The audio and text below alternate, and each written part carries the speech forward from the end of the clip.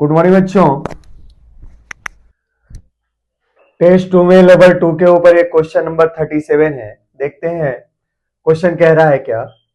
A square loop is moving in inward perpendicular magnetic field.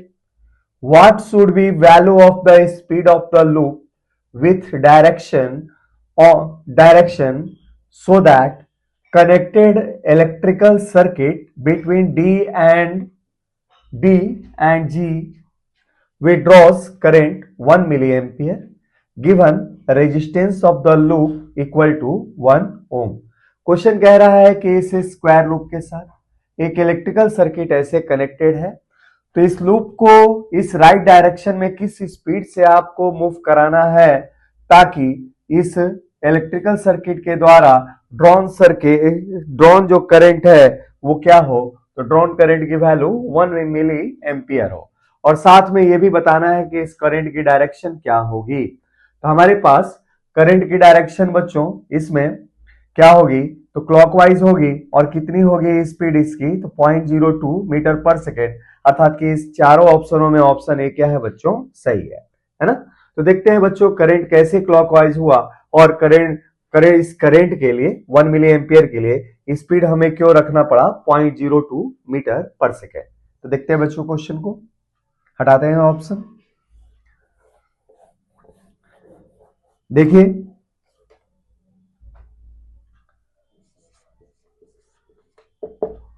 Solution, आप देख रहे हैं कि जब ये लूप राइट डायरेक्शन में जा रहा है तो इस एरिया के साथ जुड़ा हुआ मैग्नेटिक फ्लक्स क्या हो रहा है बच्चों, मैग्नेटिक फ्लक्स phi b यहां पे डिक्रीज हो रहा है। भाई ये लूप इधर जा रहा है, तो एरिया जिससे magnetic field line of forces pass कर रहे हैं वो डिक्रीज हो रहा है, अर्थात कि इस लूप से जुड़ा हुआ फ्लक्स क्या होगा, इसमें इनवर्ड डायरेक्शन में डिक्रीज कर रहा है। अब लेस लॉ कहता है कि अगर फ्लक्स इनवर्ड डायरेक्शन में डिक्रीज हो रहा है लूप के इधर मूव करने के कारण, तो इसमें करंट ऐसी होनी चाहिए ताकि वो इनवर्ड डायरेक्शन में फ्लक्स को बढ़ाए। तो ऐसा होने के लिए करंट जब इस लूप में क्लॉकवाइज डायरेक्शन में बच्चों फ्लो होगा, तो ऐसी स्थिति में इस करंट का एक मैग्नेटिक फील्ड इनवर्ड डायरेक्शन में हो जाएगा जो इनिशियल मैग्नेटिक फील्ड के ही डायरेक्शन में होगा, और दोनों ही मैग्नेटिक फील्ड ऐड होके ओवरऑल फ्लक्स की वैल्यू को क्या करेंगे, इंक्रीज करेंगे। तो ये तो हमारा क्वेश्चन सॉल्व हो गया कि डायरेक्शन ऑफ करंट क्या होगा। तो हमारे पास डायरेक्शन ऑफ करंट इसमें क्लॉकवाइज होगा ताकि डिक्रीजिंग फ्लक्स को यहां पे बढ़ाया जाए, है ना। तो क्या हो जाएगा, लिख सकते हैं बच्चों, current equal to current will be in clockwise direction so that phi b magnetic flux के लिए सिंबल है phi b में इंक्रीज। ठीक है बच्चों, क्योंकि फ्लक्स हमारा भाई ये लूप अगर बढ़ा इधर जा रहा है ना तो फ्लक्स डिक्रीज कर रहा है, तो लेंस लॉ से करंट ऐसी होनी चाहिए ताकि फ्लक्स को बढ़ाए। तो वह तभी हो सकता है जब करंट की डायरेक्शन इसमें क्या हो, क्लॉकवाइज हो। ये तो पार्ट हो गया बच्चों। अब देखते हैं स्पीड क्या होना चाहिए। ठीक है, अच्छा लूप जब इधर जा रहा है तो जो आपका ए के वायर है, ए के है मैंने यहां पे लिया हुआ है, तो जो ए के वायर है एक ईएमएफ सोर्स की तरह काम करता है। तो हम देखते हैं पोटेंशियल डिफरेंस एक्रॉस वायर ए के, यही क्या होगा, ईएमएफ इन लूप होगा। इस लूप के अंदर जो ईएमएफ प्रोड्यूस होगा फ्लक्स चेंज करने के कारण वो इस ए के वायर के एक्रॉस पोटेंशियल डिफरेंस के बराबर होगा। अच्छा ए के वायर के एक्रॉस पोटेंशियल डिफरेंस क्या होगा बच्चों, तो हम जानते हैं कि कोई भी जब स्ट्रेट कंडक्टर एक परपेंडिकुलर मैग्नेटिक फील्ड में मूव करता है तो वैसी स्थिति में उसके दो एंड के बीच में जो इंड्यूस ईएमएफ होता है या पोटेंशियल डिफरेंस होता है वो वैल्यू क्या होती है, वी बी एल होती है, प्रोवाइडेड वेलोसिटी परपेंडिकुलर रहे मैग्नेटिक फील्ड के, साथ में लेंथ भी क्या रहे, परपेंडिकुलर रहे मैग्नेटिक फील्ड के।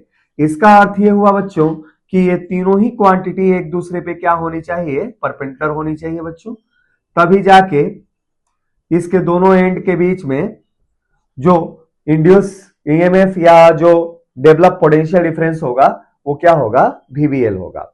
तो देखते हैं हमारे पास इस VBL के कारण इस लूप के अंदर इस सर्किट में क्या करंट आ रहा है ना। तो अब देखिए, अब नाउ अब दूसरा पॉइंट बच्चों,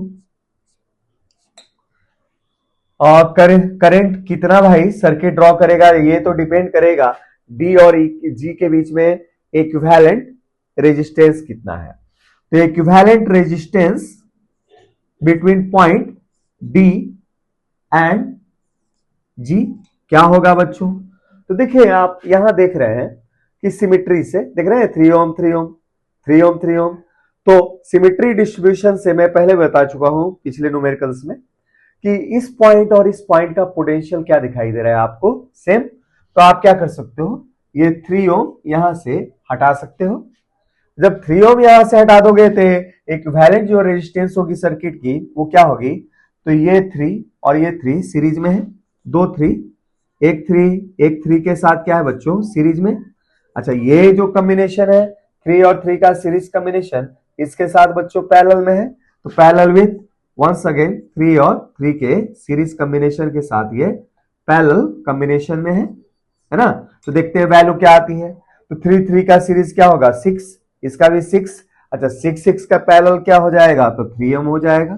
ठीक है, तो ये हमें पता चल गया कि डी और जी के बीच में इस सर्किट के द्वारा इक्विवेलेंट रेजिस्टेंस कितना शो किया गया बच्चों।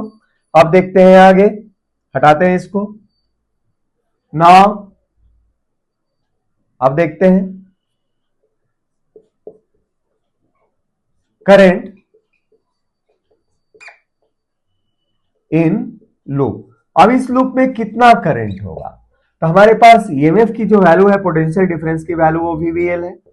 अच्छा, टोटल रेजिस्टेंस सर्किट की क्या है, तो 3 ओम इस सर्किट की और 1 ओम बच्चों इस लूप का। तो हमारे पास टोटल रेजिस्टेंस कितना हो गया 3 + 1, अर्थात की करंट की वैल्यू इतनी हो जाएगी।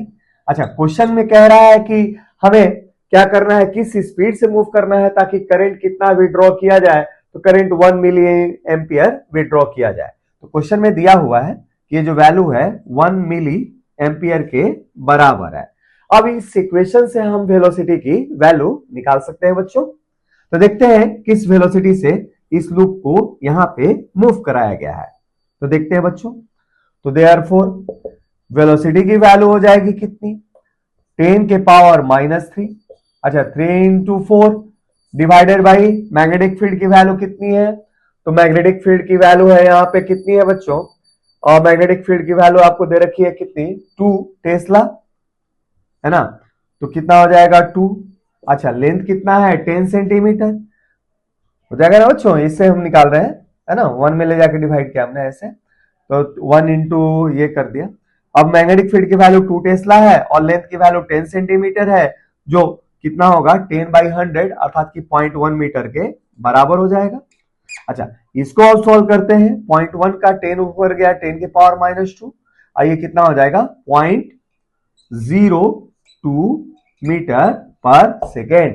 तो इस तरीके से ऑप्शन ए आपका सही था कि हमें लूप को 0.02 मीटर पर सेकेंड से राइट डायरेक्शन में मूव करना पड़ेगा, और इस केस में जो करंट इसके अंदर आएगा वो क्या आएगा, क्लॉकवाइज डायरेक्शन में आएगा। ठीक है बच्चों, तो हमारे लिए आंसर क्या हो गया, तो देयरफॉर V = 0.02 मीटर पर सेकेंड, और करंट की डायरेक्शन